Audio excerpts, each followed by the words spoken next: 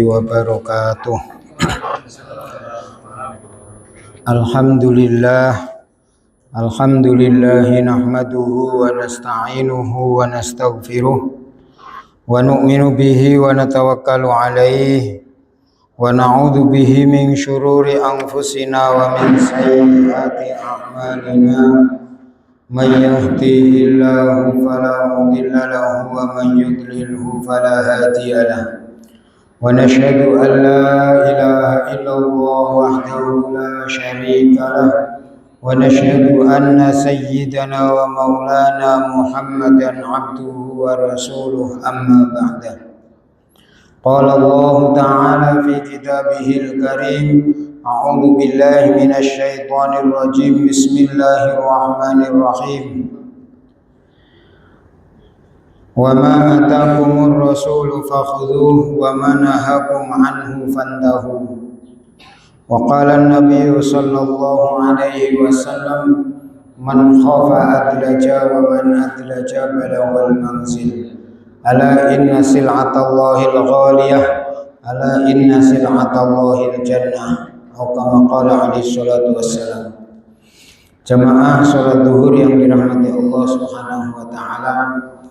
Lagi dan lagi kita bersyukur kepada Allah Subhanahu wa taala. Allah Subhanahu wa taala masih memberikan kesempatan kepada kita untuk sama-sama menunaikan panggilan Allah taala, untuk sama-sama mentaati perintah Allah Subhanahu wa taala. Dan sekarang kita lanjutkan lagi, kita memperpanjang i'tikaf kita untuk sama-sama mempelajari ilmunya Allah Subhanahu wa taala. Dalam hadis Nabi sallallahu alaihi wasallam bersabda, "Ya Abu Dzar, la anta tuwa fata'allama ayatan min kitabillah khairun laka min an tusalliya mi'ata raka'atin wa la anta tuwa fata'allama baban min al-ilmi umila bihi aw lam yu'mal khairun laka min an tusalliya alfa raka'atin." Atau kama qala alaihi salatu wassalam. Nabi sallallahu alaihi wasallam bersabda kepada Abu Dzar Al-Ghifari, "Wahai Abu Dzar, kamu berpagi-pagi kamu pelajari satu ayat dari kitab Allah, itu lebih baik daripada sholat sunnah 100 rakaat. Dan kamu berpagi-pagi kamu pelajari satu bab dari ilmu, baik diamal ataupun belum diamal, itu lebih baik daripada sholat sunnah 1000 rakaat. Maka duduknya kita ini semoga Allah Ta'ala terima, masukkan dalam catatan amal soleh kita. Amin Allahumma amin. Jamaah sholat duhur yang dirahmati Allah Ta'ala, pada kesempatan siang ini kita akan membahas 3 ayat surat Al-Baqarah 155, 156 dan 157. A'udzu billahi minasyaitonir rajim. Bismillahirrahmanirrahim.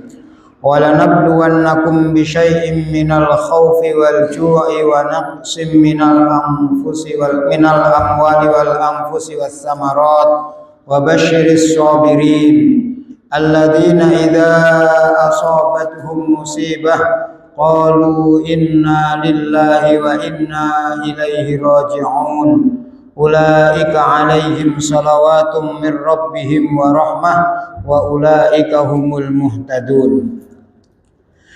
وَلَنَبْلُوَنَّكُمْ بِشَيْءٍ مِّنَ الْخَوْفِ. Dan sungguh aku akan menguji kepada kalian bisyai'in dengan sedikit minal khaufi dari rasa takut, wal ju'i dan juga lapar, wa naqsin dan kekurangan minal amwali dari harta, wal anfusi dan diri, was samarati dan beberapa buah-buahan, wa basyiris sabirin dan berilah kabar gembira kepada orang-orang yang sabar. Siapakah mereka? Alladzina idza asabathum musibah.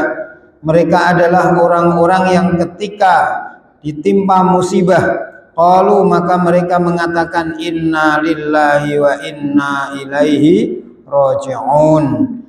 Kami milik Allah dan kami akan kembali kepada Allah. Kemudian Ulaika alaihim shalawatu mir rabbihim. Mereka ini akan mendapatkan maghfirah dari Tuhan mereka dan mendapatkan rahmat atau nikmat. Ulaika humul muhtadun, dan mereka adalah orang-orang yang mendapat petunjuk. Jamaah salat zuhur yang dirahmati Allah Ta'ala, sesungguhnya kehidupan dunia ini adalah ujian dari Allah Ta'ala. Allah Ta'ala memberikan dunia ini sebagai kampung ujian. Imam Ibnu Athaillah As-Sakandari mengatakan la tastagrib uku al-aqdar madum tafi hadhihi dar. Jangan kalian menganggap aneh datangnya ujian ketika kalian masih berada di atas permukaan bumi ini. Dalam ayat lain Allah Ta'ala berfirman, alladzi khalaqal mauta wal hayata liyabluwakum ayyukum ahsanu amala. Allah Ta'ala adalah zat yang menciptakan kematian dan juga kehidupan untuk apa? Untuk menguji kepada kalian siapakah yang paling baik amalnya. Jadi di dunia ini hakikatnya adalah tempat ujian. Tapi orang-orang yang dekat kepada Allah justru dia yang akan mendapatkan ujian yang paling banyak. Bahkan Allah Ta'ala bukan hanya sekedar wanabluwakum, bukan, tetapi menyampaikannya walanabluwannakum. Ini kalau ahli bahasa ada dalam taukid, ada nun taukid sakilah, ini seperti sumpah. Dalam tafsir banyak ditulis walanabluwannakum, maksudnya adalah wallahi lanabluwannakum. Jadi sungguh demi Allah, sungguh aku akan menguji kepada kalian. Pada dasarnya agama ini adalah untuk menyenangkan. Agama ini untuk membahagiakan, agama untuk menenangkan, agama untuk mensukseskan. Ada satu orang ulama mengatakan, tidak ada di dalam ayat Al-Quran ataupun di dalam hadis yang mengatakan kalau kamu mengamalkan agama atau kamu berpegang teguh kepada agama maka hidup kamu akan susah, tidak ada. Atau di dalam Al-Quran ataupun hadis yang mengatakan kalau kalian mengamalkan agama maka hidup kalian akan fakir, tidak ada. Atau mengatakan bahwasanya kalau kamu mengamalkan agama atau berpegang teguh dengan agama maka hidup kalian akan gagal, juga tidak ada. Yang ada kesenangan ada dalam agama, kebahagiaan ada dalam agama, kemuliaan ada dalam agama, ketenangan ada dalam agama. Allah Ta'ala berfirman, wala tahinu wala tahzanu wa antumul a'launa in kuntum mu'minin. Janganlah kalian susah, janganlah kalian khawatir. Kalian adalah orang yang mulia apabila kalian orang yang beriman. Artinya apa? Ketika kita menjadi orang yang beriman maka tidak akan datang kesusahan, tidak akan timbul kekhawatiran. Bahkan sesungguhnya Allah Ta'ala memuliakan kita ini dengan agama. Jadi orang yang mengamalkan agama maka akan dimuliakan oleh Allah Ta'ala. Kemudian ketenangan pun juga demikian. Ketenangan hidup ini ada dalam agama. Allah Ta'ala berfirman, ala bidzikrillahi tatmainnul qulub. Ingatlah, hanya dengan mengingat Allah hati akan menjadi tenang. Kesenangan di luar agama yang tidak ada agama ini adalah kesenangan yang semu. Kesuksesan di luar agama ini adalah kesuksesan yang semu. Kesuksesan yang hakiki, Allah Ta'ala berfirman, wa may yuti'illaha wa rasulahu faqad faza fawzan 'azima. Barang siapa yang taat kepada Allah dan taat kepada Rasulnya, maka sungguh dia akan mendapatkan kesuksesan yang besar. Tapi hadirin yang dirahmati Allah Ta'ala, kemudian kenapa ketika orang pegang agama kadang-kadang dia fakir, ketika orang pegang agama kadang-kadang dia malah merasa terhina, kadang-kadang orang yang mengamalkan agama kadang-kadang dia minder, bahkan kita sudah punya agama tetapi kita masih susah hidup kita. Kenapa? Ada dua kemungkinan. Kemungkinan pertama karena kita mengamalkan agamanya setengah-setengah. Ulama mengatakan semakin banyak kita mengamalkan agama, semakin banyak ketenangan akan didapat. Sejauh mana kita mengamalkan agama yang sempurna, maka sejauh itulah kita akan mendapatkan kesuksesan. Yang kedua, mungkin datangnya kesusahan, datangnya rasa takut, datangnya sedikitnya harta, ini sifatnya hanya ujian saja. Sebagaimana Allah Ta'ala berfirman, وَلَنَبْلُوَنَّكُمْ بِشَيْءٍ مِّنَ الْخَوْفِ. Sungguh aku akan menguji kepada kalian dengan sedikit dari rasa takut, sedikit dari rasa lapar, kemudian berkurangnya harta. Yang namanya ujian itu, Pak, yang namanya ujian itu tidak lama. Tidak ada orang ujian kok mulai masuk sekolah kemudian dia diuji sampai selesai, nggak ada. Yang namanya ujian itu kalau orang sekolah masuk, maka nanti dia selama setengah tahun tidak ada ujian. Paling-paling ada ujian tengah semester, ini pun tidak sungguh-sungguh. Nanti kalau ada itu sudah akhir semester. Ujiannya pun tidak lama, Pak, paling-paling seminggu. Ini namanya ujian. Begitu juga orang masuk sekolah SMP pun demikian. Nggak mungkin dia sekolah SMP kok 3 tahun diuji terus. Stres, Pak. Dia akan diuji ketika sudah ada. Dan yang diberi ujian ini hanya anak yang masuk sekolah. Nggak ada guru bawa kertas ujian, kemudian ada orang lewat di jalan, kemudian dipanggil, sini kamu, ada apa? Ini kamu kerjakan ujian. Nggak mungkin. Orang yang anak yang ada dalam sekolah, dia sudah daftar, dia belajar setiap hari, baru nanti diberikan ujian. Bahkan ketika ada anak yang sudah sekolah sampai 1 semester kemudian kok dia tidak dapat ujian, maka dia akan susah, akan minta kepada gurunya, bahkan bayar pun dia mau. Kenapa? Karena tahu apa daripada hasil daripada ujian ini, apa buah daripada ujian ini. Nah, hari ini, Pak, kita ini mendapatkan ujian, kita bingung, kita mengeluh, kita kadang-kadang bingung, kenapa kok saya dapat ujian, apa salah saya, apa dosa saya, dan lain sebagainya. Kenapa kok bisa demikian? Karena kita tidak tahu siapa yang memberikan ujian. Imam Ibnu Athaillah As-Sakandari, beliau mengatakan, ketika seseorang itu tahu siapa yang memberikan ujian, maka dia akan bersyukur ketika datangnya ujian. Satu contoh, beliau memberikan gambaran, seandainya dalam ruangan ini gelap, malam-malam lampu mati semua, tahu-tahu ada orang mukul kita dari belakang. Marah kita, Pak, kita marah. Orang Jakarta langsung bilang, bangsat, siapa lo? Begitu dinyalakan ternyata bos. Loh, Pak Haji Robert yang mukul. Kira-kira gimana, Pak? Oh, terima kasih, Pak, minta maaf, Pak. Loh, kita yang dipukul, kita yang minta maaf, kita yang terima kasih. Kenapa kok bisa demikian? Karena kita tahu siapa yang mukul.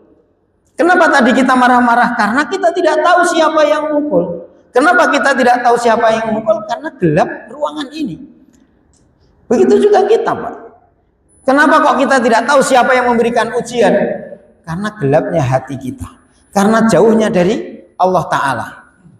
Sesungguhnya dalam ayat Al-Quran dikatakan, Wallahu aqrabu ilaika min hablil warid. Allah Ta'ala lebih dekat kepada kalian daripada urat nadi. Tetapi kenapa kita merasa seakan-akan Allah Ta'ala jauh? Ulama mengatakan al-bu'du liman dar, sesungguhnya jauh itu bagi orang yang muter. Rumahnya di sini, masjidnya di sini. Sebenarnya kadang-kadang cuma 10 meter, tapi kalau jalannya kok muter lewat sana, jadi 100 meter, Pak. Nah, ini. Allah Ta'ala itu sebenarnya dekat sekali dengan kita. Tetapi kita muter-muter dulu, muter-muter dengan pekerjaan, muter-muter dengan anak, muter-muter, dipanggil oleh Allah Ta'ala malah muter-muter dulu, nggak datang-datang. Kenapa? Karena kita merasa jauh. Maka ketika kita tahu bahwasanya Allah Ta'ala adalah dekat, Allah Ta'ala adalah maha segala-galanya, bagaimana kita tahu? Ketika sudah nyala lampunya, ketika ada nur, ketika hati kita ini sudah bersih, dibuat zikir, hati kita bersih, kemudian kita punya ilmu sehingga kita tahu, oh, yang memberikan ujian aku Allah. Kalau kita tahu yang memberikan ujian Allah, maka kita akan syukur, alhamdulillah kita mendapatkan ujian. Kenapa? Berarti aku diakui sebagai hamba Allah. Ujian ini ada 2 macam, Pak. Ujian ini ada dua macam. Kalau datangnya musibah itu kok kita dalam keadaan taat, berarti ini ada dua kemungkinan. Mungkin ujian, mungkin ini adalah peringatan. Betul. Kalau kita kok dalam keadaan taat, maka ini adalah ujian. Tapi kalau kita dalam maksiat, mungkin peringatan, mungkin azab. Ini, maaf. Jadi ketika datangnya musibah, ulama mengatakan musibah datang ini ada dua kondisi pada diri kita. Apakah kita dalam keadaan taat ataukah kita dalam keadaan maksiat? Kalau kita dalam keadaan taat, ini adalah ujian, akan meningkatkan derajat kita. Tapi kalau kita dalam keadaan maksiat, ada dua kemungkinan, mungkin peringatan, mungkin azab. Kalau masih diberi kesempatan, ini mungkin menjadi peringatan. Tapi kalau begitu datang ujian, kok kemudian langsung mati, wah ini azab. Maka hadirin yang dirahmati Allah Ta'ala, datangnya ujian ini tinggal bagaimana kita menyikapinya. Kita menyikapi. Ada satu sahabat ketika dia diberi sakit oleh Allah Ta'ala, maka beliau berdoa kepada Allah, ya Allah jangan engkau cepat sembuhkan keadaan ini. Kenapa? Karena beliau merasakan ketika sakit itu, beliau merasa ada di dalam rahmat Allah Ta'ala. Kasih sayangnya Allah Ta'ala begitu banyak dicurahkan kepada orang yang sakit. Rizkinya dimudahkan. Kemarin kami terangkan ada 4 jenis orang yang rizkinya datang tanpa kerja. Di antaranya adalah orang sakit. Ketika tanpa kerja rizkinya dimudahkan oleh Allah Ta'ala, maka orang sakit ini dia akan dimanjakan oleh Allah Ta'ala. Ada ketika orang sakit itu, maka satu akan diambil cahaya wajahnya. Yang kedua diambil kekuatannya, kekuatan tubuhnya. Yang ketiga akan diambil rasa enaknya makan. Kemudian yang keempat akan diambil dosanya. Ini 4 perkara ini. Ketika mau disembuhkan, maka Allah Ta'ala perintahkan. Pertama kali diperintahkan, kamu kembalikan cahaya wajahnya. Maka orang sakit kok wajahnya sudah nggak pucat, berarti insya Allah akan sembuh. Yang kedua, kamu kembalikan rasa enaknya makan. Orang sakit biasanya, Bu, Pak, kalau sudah mulai sembuh, itu kalau orang Jawa bilang ngemarui, makannya banyak. Orang sakit kok sudah doyan makan banyak, berarti insya Allah sembuh. Tapi kalau masih makannya kok masih aras-arasan, masih nggak enak makan, berarti ini susah untuk, masih agak lama, belum sembuh. Kemudian yang ketiga, dikembalikan kekuatan badannya. Sudah mulai sehat, sudah mulai bisa jalan-jalan. Nah kemudian malaikat yang diperintahkan untuk mencabut dosanya, maka dia akan mengembalikan. Allah Ta'ala berfirman, jangan engkau kembalikan dosanya. Berarti diampuni oleh Allah Ta'ala dosa-dosanya. Maka ketika seperti itu, orang yang faham, dia akan meminta kepada Allah Ta'ala, ya Allah jangan engkau sembuhkan dulu penyakitku ini. Nah kalau kita tidak, kita ini Masya Allah, baru sakit kepala sedikit sudah ngeluh sana sini, baru sakit sariawan sedikit, bukan banyak Pak, sariawan itu cuma 1 titik. Karena memang manusia itu diberi watak untuk mencari kekurangan. Watak manusia itu seperti itu Pak. Seluruh badannya sehat, yang sakit cuma 1 giginya. Gigi pun 1 Pak, bukan 32 sakit semua, 1 saja. Itu yang diingat itu giginya yang sakit. Yang nggak ingat matanya yang sehat, nggak ingat telinganya yang sehat, nggak ingat kepalanya yang sehat, badannya seluruhnya sehat. Yang diingat itu ini saja Pak, giginya sakit. Apalagi gigi Pak besar Pak, sariawan itu cuma 1 titik, kecil lagi. Begitu orang sariawan, di mulut itu Masya Allah, bilalah itu kok ya setiap makan nyasar ke situ. Sehingga ingat terus yang sakit, padahal badannya semua sehat. Makanya kalau kita melihat bahwa ini adalah ujian dari Allah Subhanahu wa Ta'ala, maka kita akan bersyukur kepada Allah Ta'ala. Oh Alhamdulillah, aku masih diberi ujian oleh Allah Ta'ala. Semoga aku termasuk orang-orang yang sabar. Ujian dari Allah Ta'ala apa? Di antaranya minal khaufi bisyai'in. Allah Ta'ala mengatakan bisyai'in, hanya sedikit, tidak banyak, hanya sedikit sekali. Ujian yang Allah Ta'ala berikan kepada kita ini dibandingkan dengan nikmat yang Allah Ta'ala berikan kepada kita, ini jauh Pak. Kita ini mulai dari bayi sampai sekarang, umur kita mungkin sudah 40 tahun, sudah 50 tahun, 45 tahun, 35 tahun. Kalau dihitung antara senang dan susahnya, maka kita akan menemukan lebih banyak senangnya. Kalau dihitung antara sehat dan sakitnya, maka kita akan melihat lebih banyak sehatnya. Kalau dihitung antara kenyang dan laparnya, kita akan melihat lebih banyak kenyangnya. Makanya Allah Ta'ala berfirman, bisyai'in, hanya dengan sedikit, diteteskan sedikit ujian saja. Minal khaufi, dari perasaan takut. Kadang-kadang takut dengan corona. Padahal yang ditakuti nggak ada apa-apa, Pak, selesai sudah. Kadang-kadang kerjaan numpuk, nggak selesai-selesai. Wah, takut nanti akan dimarahi sama atasannya. Ternyata begitu ketemu atasannya nggak juga dimarahi. Jadi diberikan rasa takut oleh Allah Ta'ala ini belum tentu apa yang kita takutkan itu akan menjadi kenyataan. Kemudian walju, rasa lapar. Ini pun sekarang hampir nggak ada, Pak. Sekarang ini kalau dibilang orang kelaparan hampir nggak ada. Apalagi kelaparan, lapar saja nggak ada. Orang Indonesia ini, Pak, pada umumnya sekarang ini minimal makan itu 2 kali. Itu minimal, rata-rata 3 kali, bahkan ada yang 4 kali, ada yang 5 kali. Dulu kami jadi santri itu makan itu kadang-kadang 1 kali sehari, 2 kali sudah banyak. Sekarang santri itu makan bisa 4 kali dalam setiap hari. Yang makan dari pondoknya 3 kali. Nanti belum lagi malam makan di kantinnya, pagi sebelum sarapan ada ganjelnya. Jadi makan itu sekarang itu Masya Allah. Kita sendiri mungkin melihat bagaimana anak-anak kita. Dulu orang makan itu, makan daging itu, makan daging ayam itu nunggu kalau lebaran. Kalau nggak lebaran, kalau pas ada berkatan, tetangganya meninggal, wah itu seneng. Nanti akan dapat berkatan itu. Sekarang enggak. Sekarang ini orang makan ayam dengan makan tempe, Pak. Itu seneng tempenya. Apalagi ayam sayur, Masya Allah itu.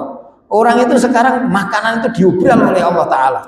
Makanya kalau dibilang ada lapar itu karena kita yang tidak mau makan. Kenapa? Puasa. Kalau kita kok ingin merasakan lapar, kita puasa. Kalau kita puasa baru nanti merasakan nikmatnya makan. Kalau tidak, kita ini perut kita ini sekarang nggak ada kesempatan untuk nganggur, itu nggak ada. Sekarang ini orang sekarang nggak ada. Kalau dulu Masya Allah, bapaknya berkatan, tahlilan, pulang-pulang berkatan, telurnya 1, anaknya 5. Itu telur dibagi jadi 5, Pak. Itu mungkin kita mengalami seperti itu. Kalau sekarang sudah nggak ada, Pak. Bapaknya pulang bawa berkat itu ditaruh di depan, nggak ada yang megang.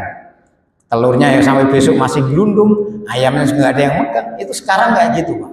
Makanya Allah SWT sekarang sudah ubral makanan-makanan itu.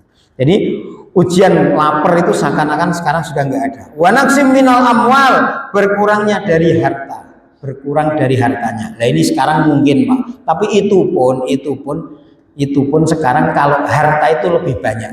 Hanya kalau orang kaya sekarang sudah berkurang. Jadi kalau harta lebih banyak. Sekarang ini Pak, Jakarta macet. Kalau macet itu berarti dari mana? Yang bikin macet orang jalan kaki atau naik sepeda? Naik mobil, Pak. Yang bikin macet itu orang naik. Dulu zaman kecil kita itu yang punya sepeda motor itu cuma Pak Lurah sama Pak Guru. Platnya merah. Sekarang kita pulang kampung setiap rumah sudah punya sepeda motor. Tahun 85 lihat perang antara Saddam Hussein dengan George Bush itu satu televisi yang nonton satu kelurahan, Pak.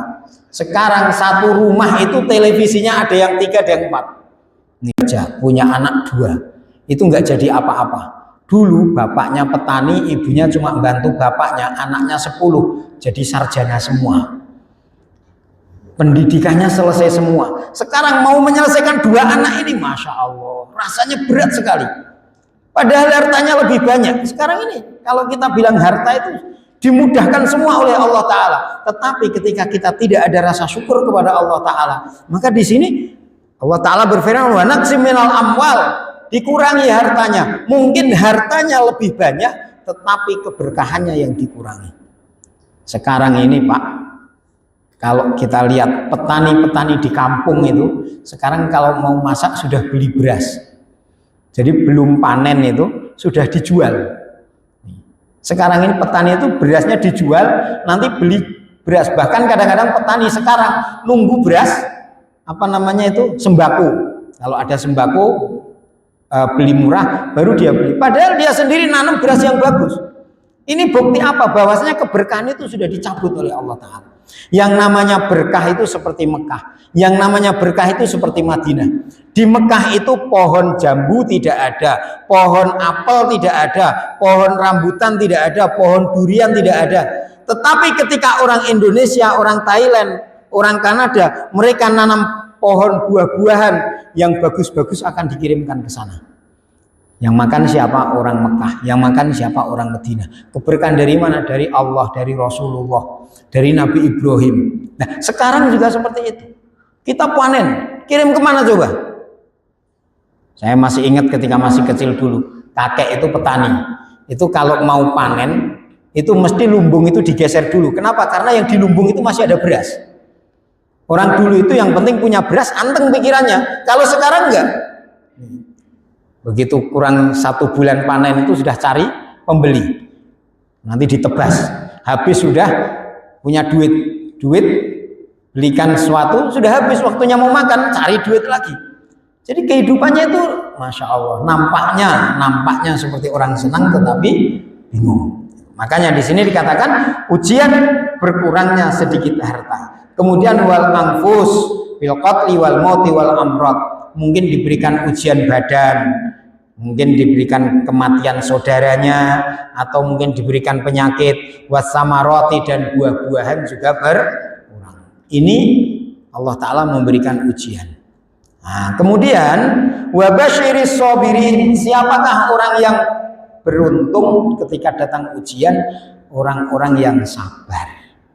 Kemarin kami sudah sampaikan, orang sakit itu suksesnya bukan ketika dia sembuh. Karena sakit ini ujian. Kalau orang sakit kok sembuh dianggap sukses, mati dianggap gagal, maka kita akan menganggap orang-orang yang dekat dengan Allah Ta'ala, bahkan kekasih-kekasih Allah, bahkan para nabi yang mereka meninggal dunia dalam keadaan sakit, kita menganggap gagal. Rasulullah sakit sampai meninggal, Abu Bakar sakit sampai meninggal, Umar sakit sampai meninggal, Abdullah bin Mas'ud sakit sampai meninggal.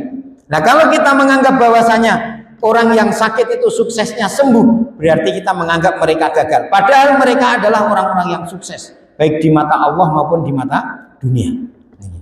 Nah, terus suksesnya orang yang sakit itu apa? Suksesnya orang yang sakit itu ketika di dalam hatinya ada keyakinan wa idza maridtu fa huwa yashfin. Ketika aku sakit, maka yang menyembuhkan adalah Allah. Berarti ketika kita dapat ujian sakit, kita yakin yang memberikan sakit Allah, yang memberikan sembuh Allah.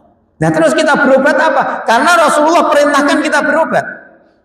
Ketika kita berobat untuk menjalankan perintah Rasulullah, menjalankan sunatullah, maka kita akan mendapatkan pahala di dalam berobat itu. Makanya Allah Ta'ala kadang memberikan obat itu tidak satu jenis, Pak. Ini nanti nggak sembuh pindah ini nggak sembuh pindah ini nggak sembuh pindah ini. Insya Allah sudah 5 obat, yang terakhir sembuh. Maka besok diberikan penyakit lagi yang sama, langsung diminum yang nomor 5, tidak sembuh. Nih, ganti nomor 4, ganti nomor 5, ganti nomor 3, oh nomor 2 baru sembuh. Untuk apa? Untuk kita ini tidak yakin kepada obat. Jadi nggak bisa saya tuh kalau sakit kepala saya minum Panadol pokoknya sembuh. Sekarang Pak, besok kalau diberikan sakit lagi, diberikan Panadol nggak sembuh, harus datang ke rumah sakit. Boleh saja Pak. Supaya apa? Supaya kita ini tahu bahwasanya yang menyembuhkan itu bukan obat, yang menyembuhkan bukan dokter. Kenapa? Kalau dokter yang menyembuhkan, nggak ada dokter yang sakit, nggak ada dokter yang. Makanya di sini Allah Ta'ala memberikan ujian, memberikan sakit, memberikan kurangnya harta. Ini adalah ujian-ujian yang diberikan kepada kita. Siapa yang beruntung? Wabasyiris sabirin, berilah kabar gembira kepada orang-orang yang sabar. Ini sabar itu kalau di dalam kitab tafsir Sawi ada 3 jenis sabar. Sabar yang pertama, yang paling rendah itu adalah sabar menghadapi ujian. Ini sabar yang paling rendah. Yang kedua adalah sabar menjalankan ketaatan. Yang ketiga sabar meninggalkan larangan. Ini Pak. Jadi sabar itu ketika kita mendapatkan ujian. Kapan kita sabar? As-sabru 'inda sadmatil ula dalam hadis. Yang namanya sabar itu adalah ketika datangnya musibah itu. Begitu datang kita sabar atau tidak? Bukan sekarang datang besok sabar, enggak Pak. Saya ini termasuk sabar Pak Ustadz. Nah kenapa? Bapak saya meninggal, kapan meninggalnya? 30 tahun yang lalu, saya sekarang sabar Pak Ustadz. Itu bukan sabar itu Pak. Ini sabarnya lelet. Bukan termasuk sabar. Sabar itu begitu dia mendapat musibah, kok dia langsung kembali kepada Allah. Ini adalah orang yang sabar. Ini yang pertama. Yang kedua adalah sabar di dalam menjalankan perintah. Ketika kita mendapatkan dipanggil adzan, ketika kita dipanggil oleh muadzin, kemudian ada pengajian, ada datang bulan Ramadan, ketaatan dalam kita menjalankan ketaatan ini butuh kesabaran. Tetapi yang lebih berat itu adalah sabar untuk meninggalkan larangan. Imam Ghazali mengatakan orang meninggalkan larangan itu lebih berat daripada menjalankan ketaatan. Baca Quran itu berat, tapi meninggalkan mata dari maksiat itu lebih berat. Berzikir itu berat, tapi mendengarkan maksiat itu lebih, meninggalkan mendengarkan maksiat itu lebih berat. Orang banyak yang malam tahajud Pak, tapi siangnya ghibah. Meninggalkan ghibah lebih berat. Makanya dalam hadis dikatakan Nabi Shallallahu Alaihi Wasallam memperingatkan, maukah kamu aku tunjukkan 3 amalan yang termasuk dalam dosa besar? Yang pertama adalah isyrak billah, menyekutukan Allah. Yang kedua adalah hukukul walidain, berberani kepada orang tua. Yang ketiga adalah Nabi yang tadinya duduk kemudian Nabi bersandar terus duduk dengan tegak. Ala wahya qaulu zur, tukang ngobrol tukang ngomong palsu kata Nabi, atau tukang bohong. Kenapa kok Nabi sampai mementingkan seperti itu? Karena orang berkata bohong ini lebih mudah daripada syirik, lebih mudah daripada hukukul walidain. Makanya kadang-kadang orang itu taat, memang taat, ahli sholat, tapi masya Allah kalau ngomong bohong biasa, menggunjing saudaranya atau temannya biasa. Makanya meninggalkan maksiat ini butuh kesabaran yang lebih berat daripada sekedar menahan musibah. Wa basyiris sabirin, berilah kabar gembira kepada orang-orang yang sabar. Hum alladzina idza asabathum musibah, mereka adalah orang-orang yang ketika mendapatkan musibah, ketika ditimpa musibah, qalu, mereka mengatakan inna lillahi wa inna ilaihi raji'un. Pertama kali dalam satu riwayat dikatakan Nabi sallallahu alaihi wasallam tafi'a fastarja'a. Satu ketika lampunya Nabi, lampu zaman Nabi punya lampu, lampunya mati, padam. Maka Nabi membaca inna lillahi wa inna ilaihi raji'un. Sayyidah Aisyah mengatakan innama hadza misbah, ya Rasulullah, ini hanya masalah lampu mati saja, kenapa engkau mengucapkan kalimat istirja? Maka Nabi Shallallahu Alaihi Wasallam bersabda, kullu masa'al mu'min fahuwa musibah. Setiap apa yang mengenai keburukan apa saja yang mengenai orang mukmin, maka itu adalah musibah. Jadi apa saja, nih, sampai mati lampu pun Nabi istirja. Dalam hadis lain dikatakan, barang siapa man istarja'a indal musibati ajaruhu wa ta'ala fiya wa akhlafallahu alaihi khairan. Barang siapa yang istirja, mengucapkan innalillahi wa inna ilaihi raji'un. Kenapa kok kalimat innalillahi wa inna ilaihi raji'un dinamakan kalimat istirja? Istirja itu adalah mengharapkan kembali kepada Allah. Innalillahi wa inna ilaihi raji'un, berarti dia kembali kepada Allah. Barang siapa yang istirja ketika datangnya musibah, maka Allah Ta'ala akan memberikan pahala pada musibahnya, dan Allah Ta'ala akan memberi ganti terhadap apa yang musibah tersebut dengan lebih baik. Meninggal bapaknya, maka nanti Allah Ta'ala akan gantikan yang lebih baik. Mungkin nanti anaknya akan menggantikan, atau saudaranya yang lebih baik. Anaknya meninggal, dia sabar, mungkin dia akan mendapatkan yang lebih baik. Ini ketika Nabi Shallallahu Alaihi Wasallam bersabda seperti itu, maka ada satu sahabiah namanya Ummu Salamah. Ummu Salamah ini begitu Abu Salamah meninggal, maka beliau mengucapkan istirja, Allah inna lillahi wa inna ilaihi raji'un. Kemudian beliau berdoa, Allahumma jurni fi musibati wahlufni khairam minhu. Ya Allah, berilah pahala di dalam musibahku dan berikan ganti yang lebih baik darinya. Begitu setelah mengucapkan itu, maka beliau dalam hatinya berpikir, memang ada orang yang lebih baik daripada Abu Salamah. Karena Abu Salamah dengan Ummu Salamah itu Masya Allah, ini dua-duanya adalah orang yang awal masuk Islam. Abu Salamah ini termasuk orang yang sangat-sangat solih. Maka ketika selesai mengucapkan istirja itu, beliau berpikir, apa ada orang yang lebih baik daripada Abu Salamah? Maka benar, beliau pokoknya ini yang diajarkan Rasulullah, beliau mengucapkan itu, Allah Ta'ala yang akan mengatur. Maka ketika habis masa iddahnya, yang datang Rasulullah. Yang datang Rasulullah melamar Sayyidah Ummu Salamah. Maka setelah menjadi istrinya, Sayyidah Ummu Salamah cerita, ya Rasulullah, dulu aku ketika Abu Salamah meninggal, aku berdoa seperti ini. Aku tidak pernah berpikir ada orang yang lebih baik daripada Abu Salamah. Ternyata Allah Ta'ala menggantikan Abu Salamah dengan engkau yang tentunya lebih baik daripada Abu Salamah. Jadi kita kadang-kadang pikiran kita mentok, tetapi Allah Ta'ala punya jalan keluar. Kadang-kadang pikiran kita sudah cukup sampai di sini, tetapi Allah Ta'ala masih punya yang lebih baik daripada apa yang kita pikirkan. Makanya kita pokoknya ketika ada musibah datang kepada kita, kita ucapkan inna lillahi wa inna ilaihi raji'un. Mungkin kita tertipu, mungkin kita anak kita sakit, pokoknya kita minta saja. Anak kita sakit, kabari Pak, anaknya masuk rumah sakit, inna lillahi wa inna ilaihi raji'un. Allahumma jurni fi musibati wa akhlifni khairan minhu. Nanti Allah Ta'ala akan menggantikan anak kita kesehatannya lebih baik daripada sebelum dia sakit. Karena Allah Ta'ala berjanji akan menggantikan. Bukan ya mungkin ganti anaknya, mungkin anaknya itu tetapi kesehatannya lebih baik.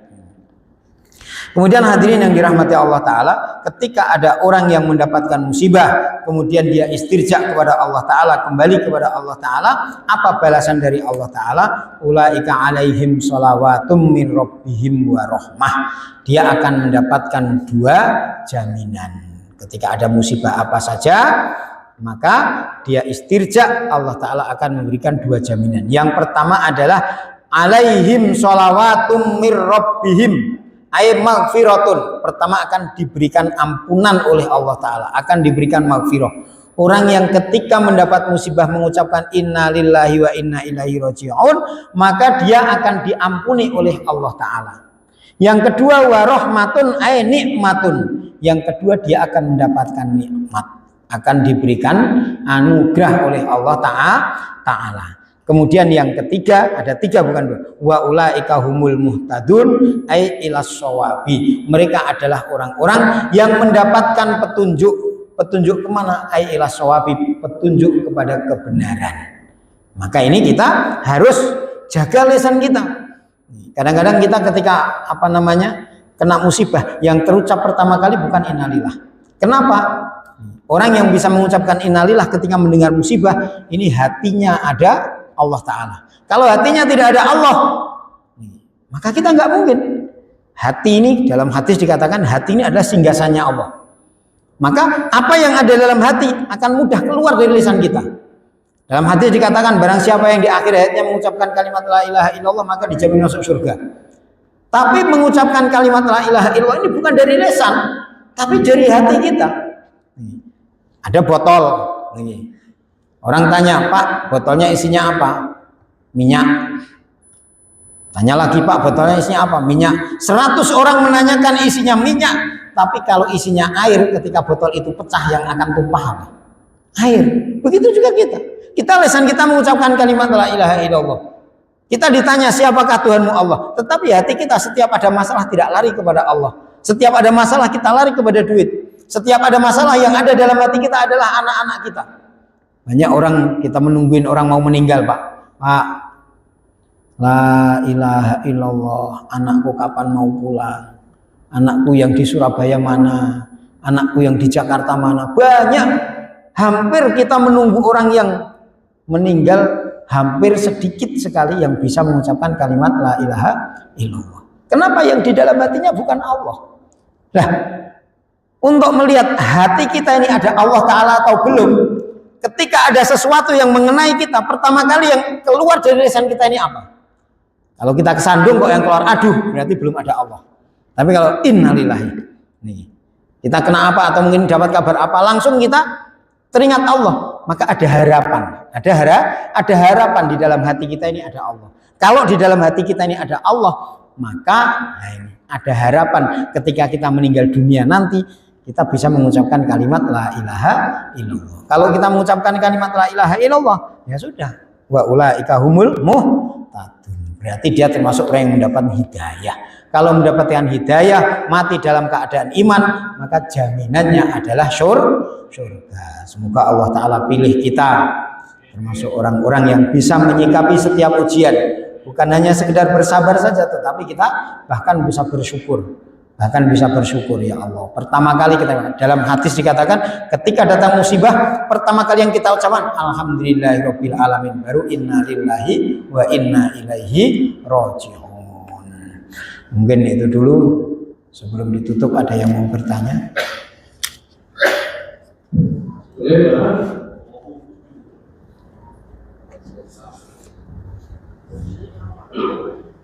Assalamualaikum warahmatullahi wabarakatuh. Waalaikumsalam warahmatullahi wabarakatuh.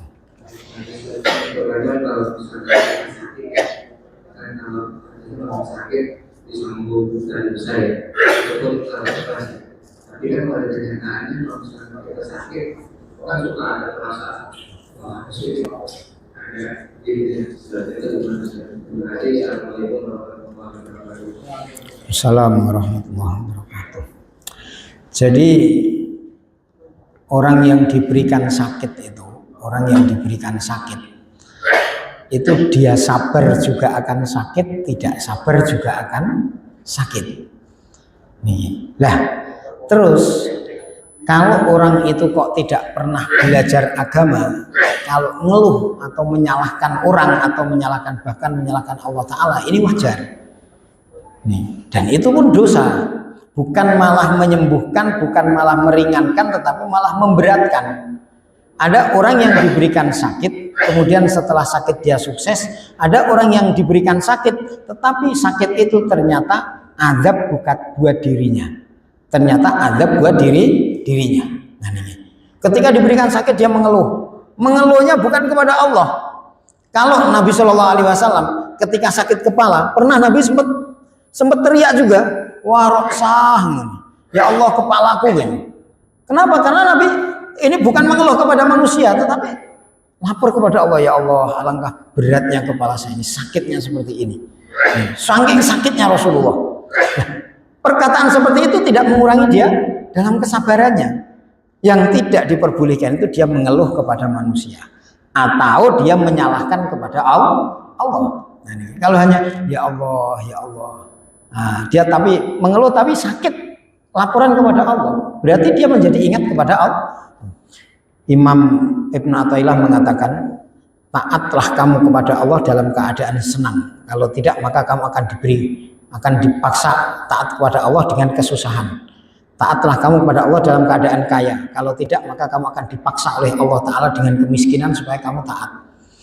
Taatlah kepada Allah dalam keadaan sehat. Kalau tidak maka kamu akan diberi sakit sehingga kamu menjadi ingat. Jadi kadang-kadang ada orang itu sakit, menjadi ingatnya itu ketika sakit, ketika miskin, ketika susah, kayak gitu Pak.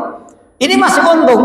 Kadang-kadang sudah orangnya nggak pernah ingat kepada Allah sehatnya, begitu sakit sudah tambah nggak ingat kepada Allah. Lah ini buntung ini. Makanya itu ada orang yang kadang-kadang merasakan berat, itu wajar. Hanya ketika kita menjadi orang beriman harus kita kembalikan kepada Allah. Berapa yang Allah Ta'ala berikan kesehatan kepada kita. Caranya bagaimana? Kita lihat yang nikmat, kita lihat yang sehat, sehingga kita bisa berkurang. Kadang-kadang ingat, ya wajar manusia.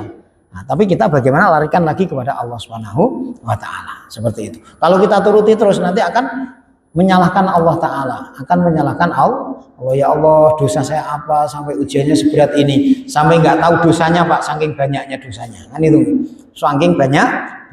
Jazakallah. Oke. Boleh jalan lagi, Pak? Cukup insya Allah. Cukup. Oke. Semoga Allah Ta'ala berikan kepahaman kepada kita, Allah Subhanahu wa Ta'ala berikan bimbingan kepada kita senantiasa menjadi orang yang bisa bersyukur kepada Allah Subhanahu wa Ta'ala, dan ketika mendapatkan ujian menjadi orang yang sabar.